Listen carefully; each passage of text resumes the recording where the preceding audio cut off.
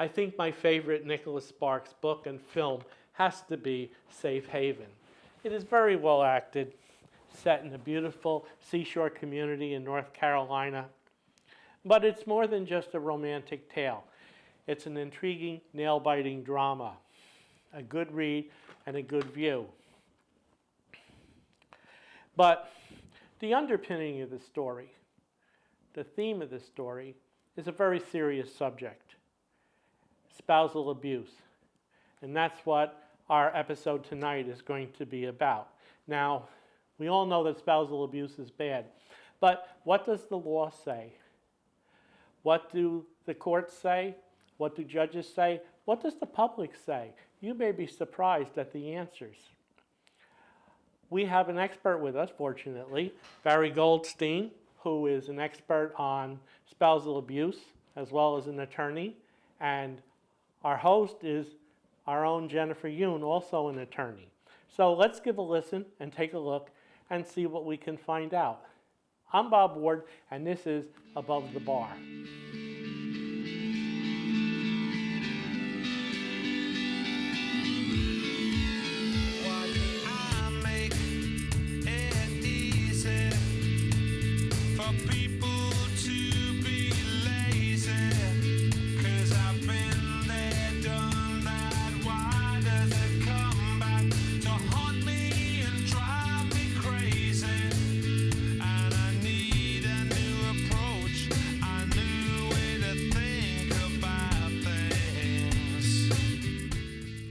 Today we have a very special show for you. We have the author of Domestic Violence, Abuse, and Child Custody, Mr. Barry Goldstein. Mr. Goldstein, welcome. I'm really pleased to be here. It's a pleasure to have you here. Before we get started, I just want to highlight a few things that you and I had spoken about earlier. I'm sure many of your viewers, or some of them, have personally dealt with domestic violence and child custody issues. But for others, like myself, we probably just heard about it vaguely in the news. You'd given me some alarming statistics that I wanted to kind of cover. You'd told me that over 58,000 children a year are being sent to live with an abusive parent. That's over 1,000 children a week, correct? Yes. Yes, and the more alarming statistic to me was that over 100 children a year are actually being murdered by an abusive parent. And to me, I believe this is a direct relation from the child custody courts that are sending these children to live with abusive parents. So can you tell us why this is happening? And I want to say it's really abusive fathers. One of the fundamental problems we have is that the court system has been taught that contested custody cases are high conflict cases, by which they mean the two parents are acting out against each other and using the children. But the reality is that 90% of contested custody cases are really domestic violence cases.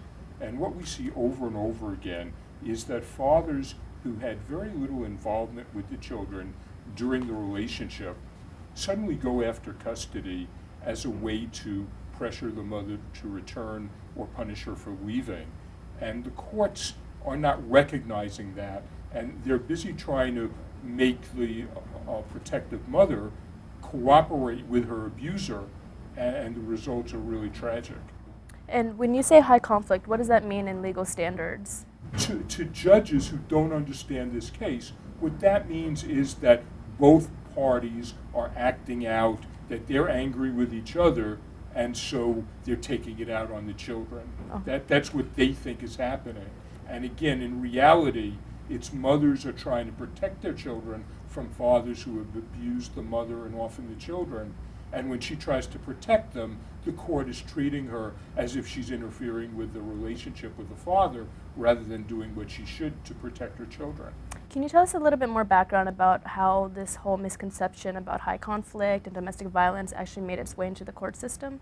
Well, 30 years ago, domestic violence first became a public issue.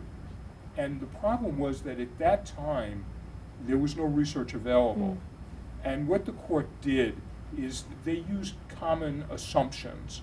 They assumed that domestic violence was caused by mental illness, by substance abuse, and by the behavior of the victim.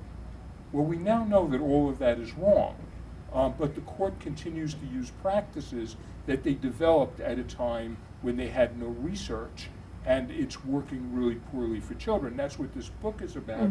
It takes all of the up-to-date research together in one place from experts in the US and Canada, from many different disciplines, but all of the research confirms that the courts are making a very high percentage of wrong decisions in domestic violence custody cases. I know I like the format of your book, how you first start off with the history of why this is happening to set a foundational basis, and then you went into why it's happening now, even 30 years after, and then you go into the solutions and strategies. And if you don't mind, I'd like to focus more on why it's happening now and the solutions and strategies to moving forward. There's a quote that you wrote in your book that I found extremely interesting, dealing with the discrediting of women in the court system these days. You said the women's normal reaction to their partner's abuse tends to be anger and emotion, and this is used to discredit their concerns. Can you tell us a little bit more about that?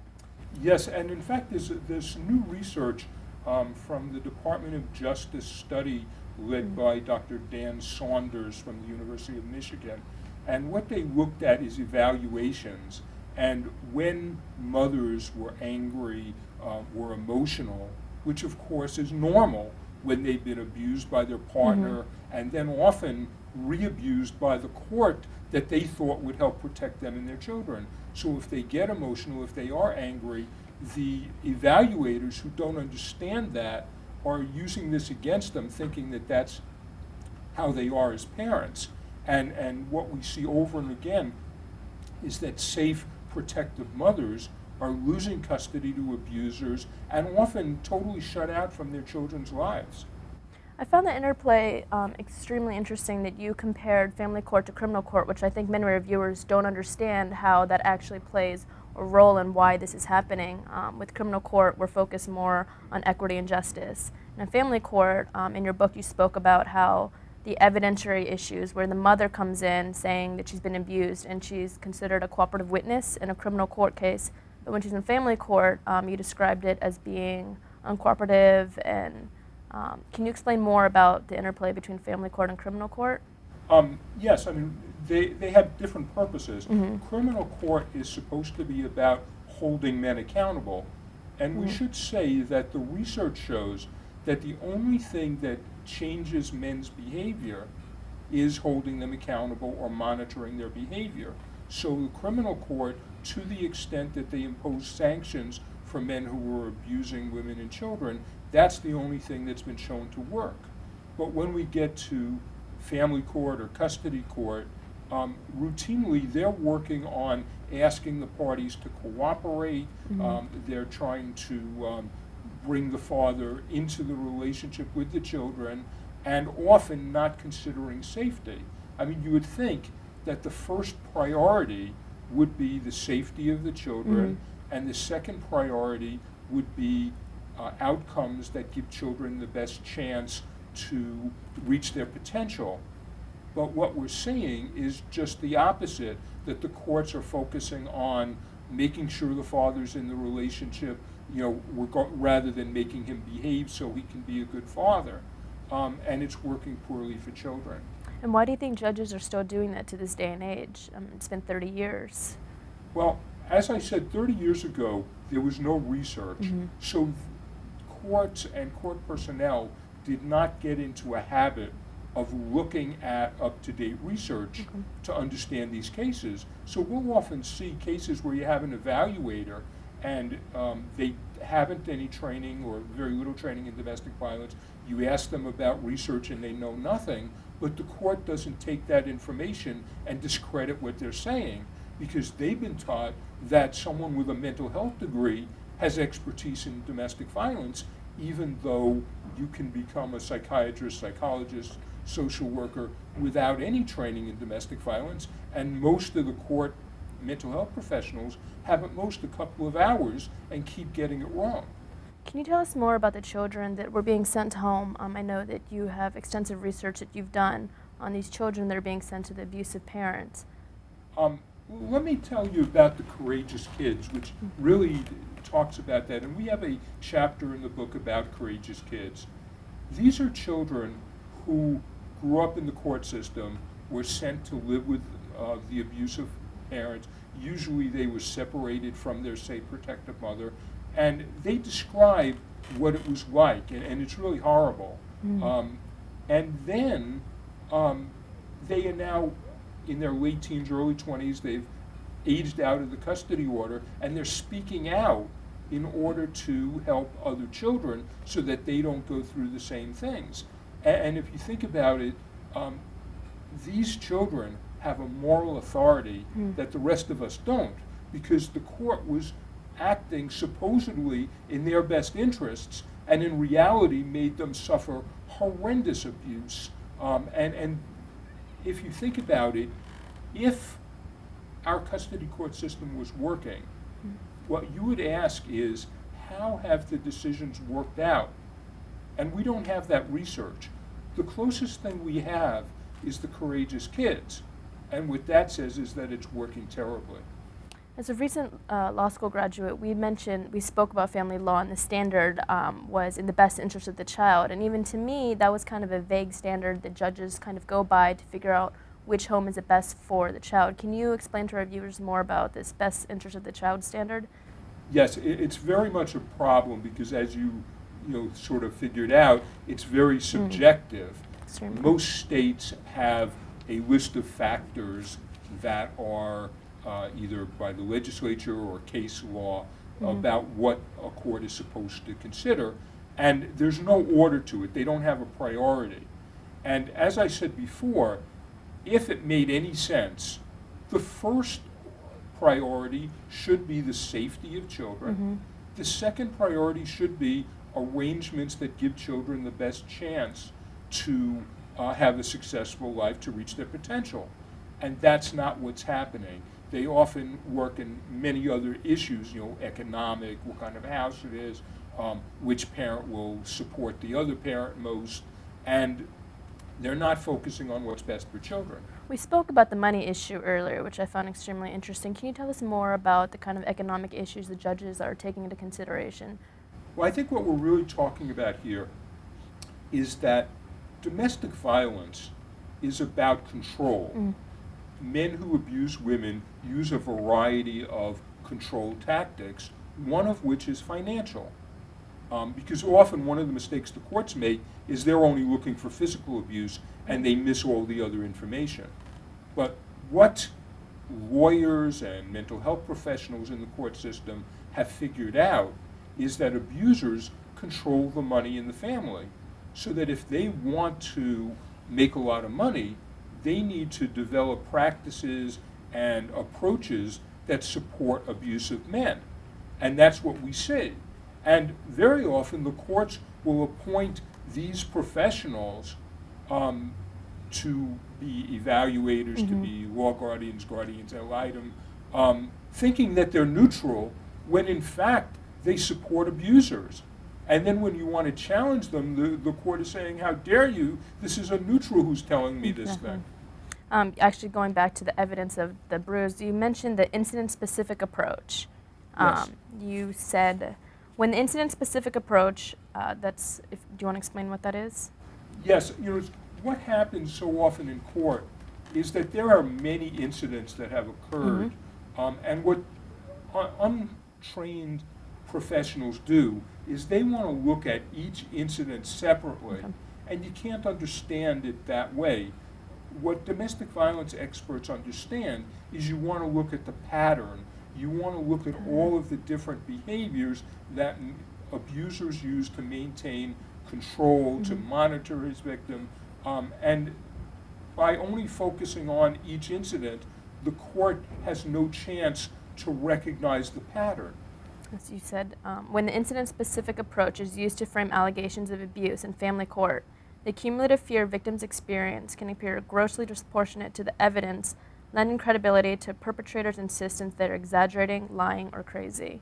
Can you tell us more a little bit about how judges perceive women using this incident-specific approach? Oh, and we'll talk a little bit later. One of the fundamental problems is the myth that women make false allegations of abuse frequently, when in fact it's rare. And so judges have been trained that you look at each incident separately. And by doing that, it really is hard for them to understand what's happening. And what particularly happens is you will have a trial and they will make findings and they'll find that there's no abuse. And then more events occur and maybe there's a new petition to court and the judge will, well, we already heard this evidence, so either we won't consider whether the father's abusive because we already decided he wasn't, or we're only going to look at the new incident outside of the context of the prior evidence that we had. And that's a good way to get it wrong. Well, playing devil's advocate here, what about the women who withdraw their petitions for restraining orders, or they return to the abusers, or any of those kind of incidences that we hear so much about the news, where a woman does come to court saying that she's been abused, but then all of a sudden her actions are completely contradictory towards what that would imply?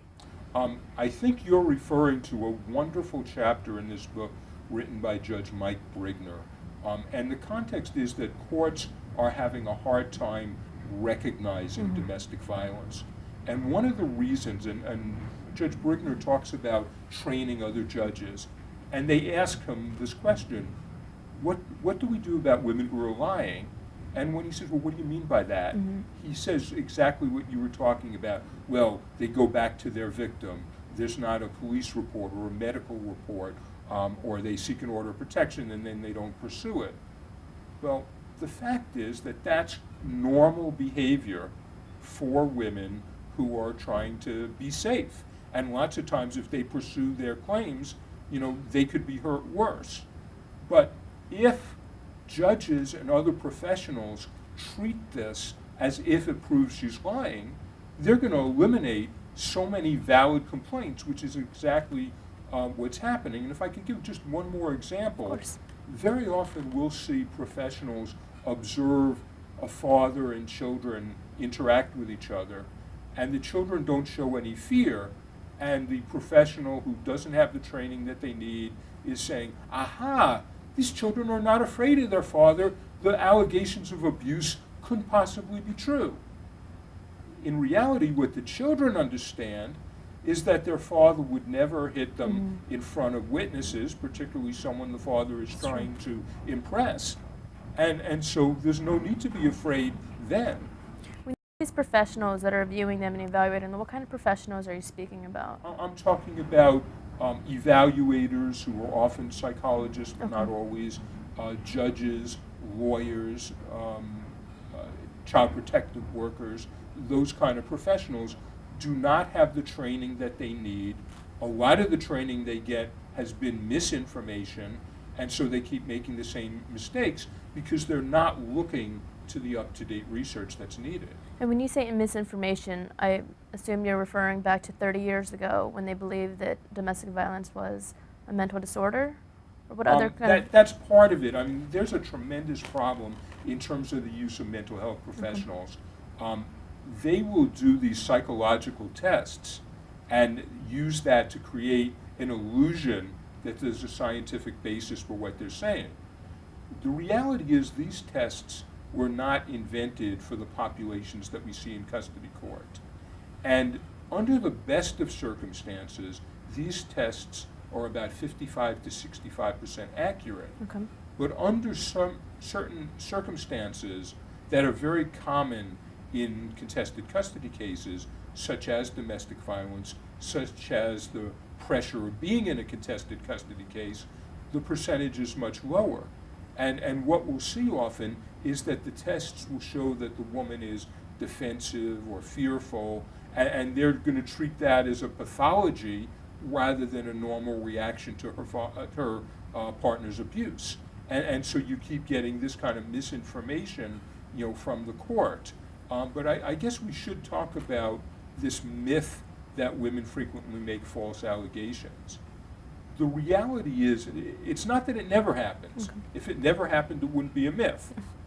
But it happens only about 1 or 2% that mothers make deliberately false allegations. But that study that I referred to by Dan Saunders showed that particularly evaluators who don't have training in domestic violence to the extent that they need are much more likely to believe that myth and in turn make recommendations that are harmful for children. Interestingly, There's a study by Nick Balla who looked at many studies of false allegation by fathers and found out that fathers in contested custody cases are 16 times more likely to make false allegations than mothers. And it's not that men are that much more dishonest than women. It's specific to contested custody cases. As we said before, 90% of contested custody cases are domestic violence cases where abusers are using the tactic of going after custody as a way to maintain control over his partner. These are men who think she had no right to leave, and therefore he's entitled to use any tactic, including false allegations, in order to get his way. And the courts are not understanding what is going on. And so they get manipulated by abusers who are very good at manipulation and are disbelieving mothers who are making true allegations. So you speak about that, about how there's a new kind of wave of abuse that these men are using, where they're using the court system to spend excessive lawyer fees, court fees, spending time in court. Can you speak more about that? Yes, you know, there is a group, they like to call themselves fathers' rights people. They're really male supremacist groups. And they represent a very small part of society, but they're very loud and aggressive. And a lot of courts have been led to believe that they have to treat mothers and fathers equally, and what's left out is regardless of past parenting. And so in our society, which is still sexist, where mothers still do most of the child care, so that they are the primary attachment figure, which means a lot in terms of the well-being of children, that's not considered sufficiently. The same thing with domestic violence. Fathers who come to court who have been abusive to their partner seriously harm their child. So they shouldn't be treated the same as safe mothers. But the courts have been told that children need both parents in their lives, which is true unless one of the parents is abusive. But they didn't hear that part. And when you speak about primary attachment, what do you mean in the court system? The parent who does most of the child care in the first 2 years of the child's life is the primary attachment figure. And the child has a very strong need to stay with the primary attachment figure.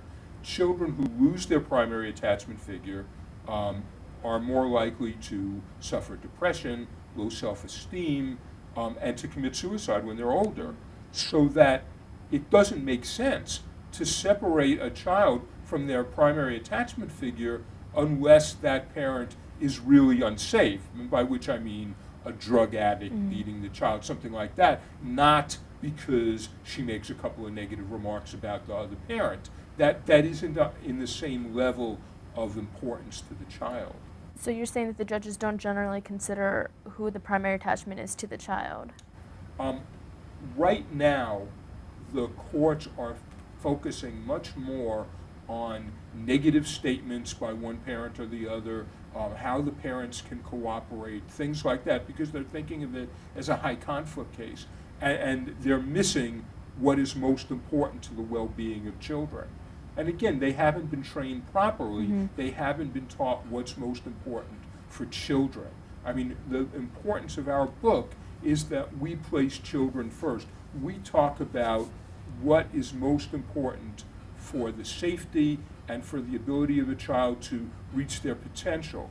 You would think that's what best interest of the child means, but it's not what it means in today's courts. So when you think about solutions and strategies for the future of how to fix this problem, what do you generally think of? One of the things is that we need a retraining of the professionals. And I say retraining because, as we've talked about already, there's a lot of misinformation that judges and other professionals have received. They have to learn that that's not true. And then they need some basic information. Instead of just learning generally about domestic violence, they need to learn how do you recognize domestic violence. They need to learn about gender bias. They need to learn about the effects of domestic violence on children.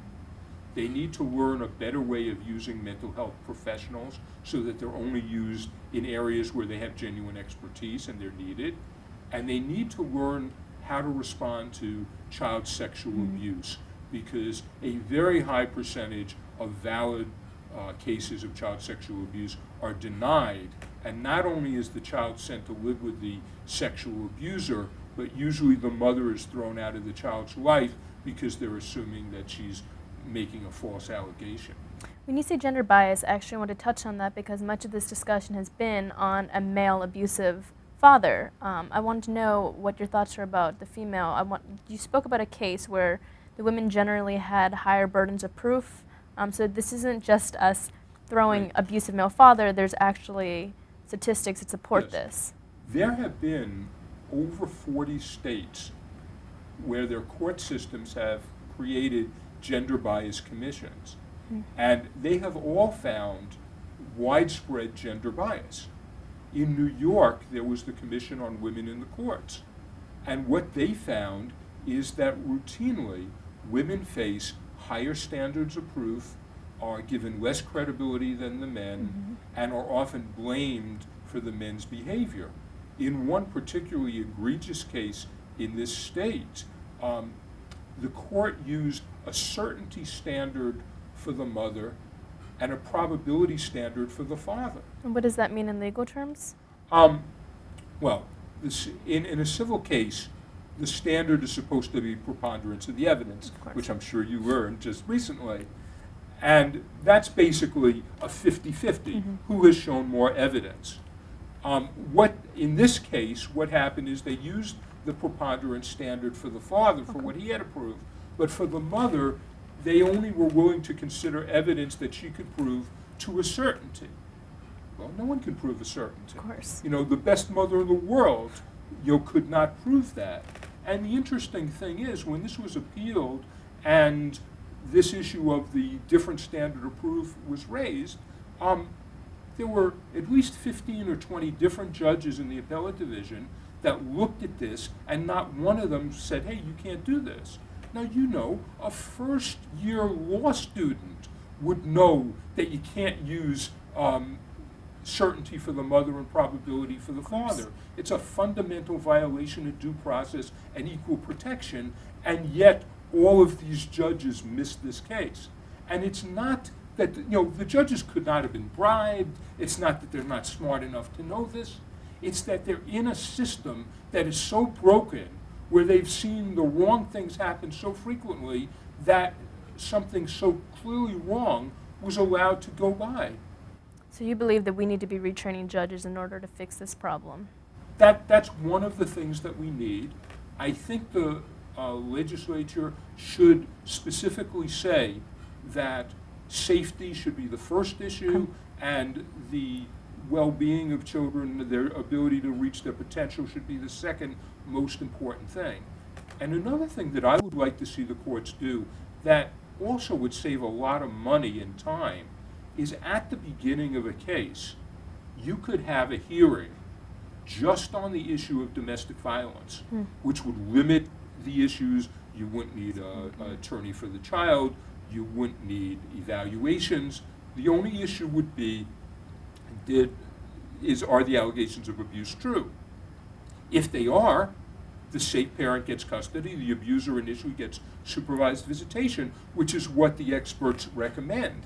And you could have cases that now take several months or years, and we could get it done in a couple of hours, and most importantly, we'd make better decisions.